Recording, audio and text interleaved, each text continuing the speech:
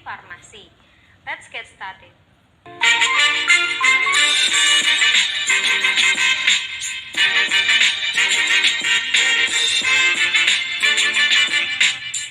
Apa sih itu pemasaran?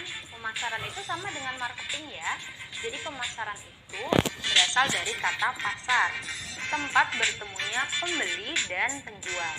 Nah, sedangkan pemasaran itu sendiri adalah sebuah usaha yang dilakukan untuk mempertahankan kelangsungan dari suatu usaha, mengembangkan usaha tersebut dan memperoleh laba dengan cara mengomunikasikan barang dan jasa yang ditawarkan kepada konsumen. Berdasarkan buku Marketing Management Analysis karya Philip Kotler, ada 3 konsep pemasaran, yaitu yang pertama adalah konsep produksi. Konsep ini digunakan ketika permintaan lebih tinggi dibanding penawaran. Jadi yang perlu dilakukan adalah melakukan produksi yang lebih besar. Yang kedua adalah konsep produk. Konsep ini berfokus untuk menghasilkan produk yang berkualitas tinggi, sehingga nantinya akan membuat konsumen terpuaskan. Yang ketiga adalah konsep penjualan. Konsep ini berorientasi pada penjualan produk secara besar-besaran. Jadi perusahaan harus mengadakan promosi dan penjualan yang gencar. Ketiga konsep ini harus memperhatikan kebutuhan dan keinginan dari pasar, yaitu needs dan wants. Jika memenuhi needs dan wants dari konsumen, maka kegiatan pemasaran dapat disebut dengan sukses nih teman-teman. Teman-teman pasti sering mendengar kalau konsep pemasaran modern itu dikenal dengan istilah 4P. Apa aja? Nah, 4P yang sering dikenal itu adalah product, price, place distribution, dan promotion. Yang pertama, produk merupakan segala sesuatu yang dapat ditawarkan, dapat berupa barang ataupun jasa. Strategi yang dapat dilakukan yaitu pertama memberi merek dari produk itu, yang kedua memberi kemasan, dan yang ketiga trading up atau trading down dengan memperhatikan target dari pasar. Price adalah nilai suatu barang yang dinyatakan dalam bentuk uang. Strategi yang dapat dilakukan adalah skimming price atau menetapkan harga setinggi-tingginya, atau penetration price, mengikuti harga produk serupa yang sudah beredar di pasaran. Lalu yang ketiga tadi, place distribution, yaitu memperhatikan pola distribusi dari produk yang dipasarkan, serta memilih distributor yang dapat dipercaya. Lalu yang keempat tadi, promotion, yaitu mengomunikasikan produk kepada konsumen dengan tujuan terjadinya penjualan. Dapat berupa advertising atau iklan persuasi. Melalui berbagai media dapat pula dilakukan secara personal. Kita harus tahu kalau ada 9 fungsi dari pemasaran. Yang pertama yaitu merchandising, mendekatkan produk kepada konsumen. Nah, yang kedua adalah buying, pembelian terhadap bahan baku produk atau produk untuk dipasarkan kembali. Nah, yang harus ditentukan adalah kebutuhannya, produsen, harga, dan spesifikasi. Lalu yang ketiga adalah selling. Penjualan merupakan top function pada suatu perusahaan, ditentukan dengan melihat selisih nilai input dan outputnya. Efisiensi dari penjualan ini dapat dinilai dari laba yang didapatkan. Lalu yang keempat adalah grading dan standardization. Grading dilakukan untuk memisahkan barang-barang tertentu menurut pengkhususannya. Sedangkan standardization adalah membuat produk dengan spesifikasi grade tertentu. Yang kelima, storage. Fungsi storage harus mendekatkan waktu produksi dan waktu konsumsi.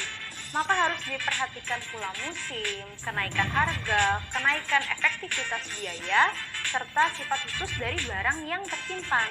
Lalu yang keenam, transportation atau proses pemindahan barang. Yang ketujuh, financing, yaitu biaya yang diperlukan pada proses pemasaran. Lalu yang kedelapan ada communication. Komunikasi harus dapat dilakukan secara 2 arah. Nah, produsen dapat memperoleh informasi dari konsumen melalui hasil riset. Dan yang terakhir, yang ke-9 itu risk taking. Nah, kata salesman pasti sangat lekat nih dengan pemasaran. Kita mesti mengetahui sifat-sifat apa sih yang diperlukan oleh seorang salesman. Jadi seorang salesman itu harus komunikatif, kreatif, terorganisasi dengan baik, terintegritas, loyalitas tinggi, punya kemampuan untuk bergerak sendiri, atraktif atau menarik, saling memahami, dan berorientasi pada tujuan.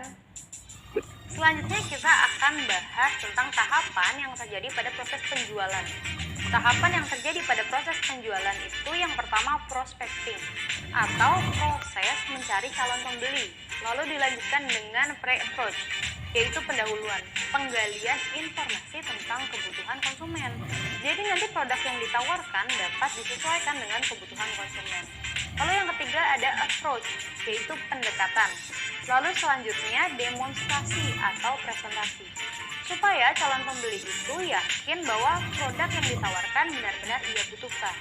Lalu setelah itu yang kelima adalah argumentasi, dilakukan dengan cara memberikan jawaban dari pertanyaan-pertanyaan yang diajukan oleh konsumen. Nah, yang keenam, yang terakhir adalah penutupan. Nah, pada proses penutupan ini perlu dipastikan kembali kalau kualitas, harga, pengiriman, dan pembayarannya itu sudah sesuai agar nantinya tidak terjadi konflik. Kita akan membahas lebih dalam mengenai tahapan approach. Nah, tahapan approach ini dikenal dengan singkatan AIDAS, yaitu attention. Penjual harus menarik perhatian calon pembeli. Terus interest, bagaimana merubah perhatian tersebut untuk menjadi minat. Lalu desire, usaha untuk membuat timbul keinginan untuk membeli produk yang ditawarkan. Lalu action, apabila keinginan itu sudah muncul, diharapkan calon pembeli segera melakukan pembelian. Lalu yang terakhir adalah satisfaction. Konsumen harus diyakini bahwa keputusan yang diambilnya adalah tepat sehingga konsumen terpuaskan. Ada juga metode approach. Metode yang dapat dilakukan apa aja? Nah, diantaranya adalah introductory approach. Dilakukan apabila produk itu belum dikenal. Lalu ada product approach. Dilakukan apabila produknya itu punya kemasan yang menarik. Lalu consumer benefit approach. Dilakukan dengan menjelaskan apa sih manfaat yang dapat diberikan dari produk terhadap konsumen.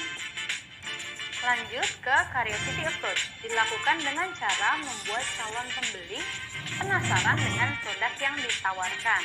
Lalu ada showmanship approach, pendekatan ini dilakukan dengan peragaan. Lalu ada question approach, memberikan beberapa pertanyaan kepada calon pembeli sehingga tertarik dengan produk yang ditawarkan. Statement approach dilakukan dengan memberikan pernyataan yang dapat meyakinkan calon pembeli terhadap produk yang ditawarkan. Nah, compliment approach, pendekatan ini dilakukan dengan memberikan pujian-pujian yang berhubungan dengan produk. Lalu ada premium approach, pendekatannya dilakukan dengan memberikan hadiah atau nilai tambah untuk setiap transaksi yang dilakukan. Nah, ada shock approach, dilakukan dengan memberikan kejutan pada calon pembeli, misalnya diskon besar-besaran. Lumayan panjang ya teman-teman. Sekarang kita lanjut ke persamaan dasar akuntansi. Nah, harta atau aktiva yang digunakan seorang pemilik perusahaan adalah modal. Apabila modal tidak cukup dan pemilik perusahaannya melakukan pinjaman dari luar perusahaan, maka itu disebut hutang. Diingat-ingat ya, modal dan hutang. Macam-macam data keuangan diawali dengan analisa atau perkiraan. Nah, perkiraan ini dibagi jadi dua, yaitu perkiraan neraca dan perkiraan nominal. Apa saja bagian dari perkiraan neraca? Nah, perkiraan neraca ini terdiri dari harta atau aktiva. Dapat berupa harta lancar, investasi, harta tetap, harta tidak berwujud, dan lain-lain. Lalu ada kewajiban atau hutang, dibagi menjadi hutang lancar dan jangka panjang. Lalu ada modal atau kapital. Sedangkan perkiraan nominal dibagi menjadi dua, yaitu perkiraan pendapatan dan perkiraan beban. Perkiraan pendapatan dapat dihitung dari pendapatan operasional maupun non-operasional, sedangkan perkiraan beban adalah biaya yang digunakan. Untuk memudahkan analisa, digunakan kode perkiraan yang terdiri dari 3 angka. Angka pertama itu kelompok perkiraan, angka kedua golongan perkiraan, dan angka ketiga adalah jenis perkiraan. Nah, apa aja contoh kode kelompok? Contoh kode kelompok itu misalnya 1 harta, 2 hutang, 3 modal, 4 pendapatan, dan 5 beban. Teman-teman perlu kita ketahui kalau semua transaksi yang ada di suatu perusahaan itu harus dinyatakan dalam bentuk dokumen atau dalam bentuk bukti tertulis. Nah, macam-macam bukti transaksi ini apa aja? Yang pertama adalah bukti transaksi internal, dapat berupa memo dan catatan pembukuan. Lalu bukti transaksi eksternal yang terkait dengan pihak di luar perusahaan, dapat berupa kwitansi, faktur, nota. Nah, nota sendiri ini dibagi jadi dua, nota kredit maupun nota debit. Berikut contoh pencatatan transaksi dalam persamaan akuntansi. Disimak yuk. Transaksi 1. Seseorang membuka praktek dengan modal usaha 400 juta. Maka pada persamaan akuntansi timbul kas sebesar 400 juta dan hutang pada pemilik usaha sebagai modal senilai 400 juta. Lalu transaksi 2. Pembayaran uang sewa praktek senilai 10 juta. Maka kas perusahaan dan modal berkurang senilai 10 juta. Transaksi ketiga, membeli peralatan praktek senilai 24 juta dengan metode pembayaran secara kredit. Maka transaksi ini menimbulkan penambahan harta senilai 24 juta. Di satu sisi menambah nilai hutang usaha senilai 24 juta. Nah, selanjutnya transaksi 4, membeli obat-obatan senilai 1.400.000 secara tunai. Pembelian ini menyebabkan harta perlengkapan bertambah dan mengurangan kas dengan nilai yang sama 1.400.000. Transaksi kelima, menerima pendapatan dari praktek dokter sebesar 26 juta. Maka harta kas bertambah dan modal bertambah. Transaksi 6, dilakukan pengobatan para karyawan perusahaan lain senilai 9 juta. Akan dibayarkan bulan depan. Maka transaksi ini menambah piutang karena jasa belum dibayarkan. Selanjutnya transaksi 7, membayar gaji karyawan senilai 7 juta. Transaksi ini menyebabkan kas perusahaan dan modal berkurang senilai 7 juta. Transaksi 8, perhitungan perlengkapan di akhir periode akuntansi didapat nilai 450.000. Maka ada pengurangan nilai sebesar 950.000. Transaksi ini menyebabkan pengurangan nilai perlengkapan dan pengurangan modal. Nah, berikut adalah penggabungan dari semua transaksi di periode akuntansi itu. Gimana belajar tentang pemasaran dan persamaan akuntansi farmasi? Ternyata nggak susah ya? Sekian materi obat video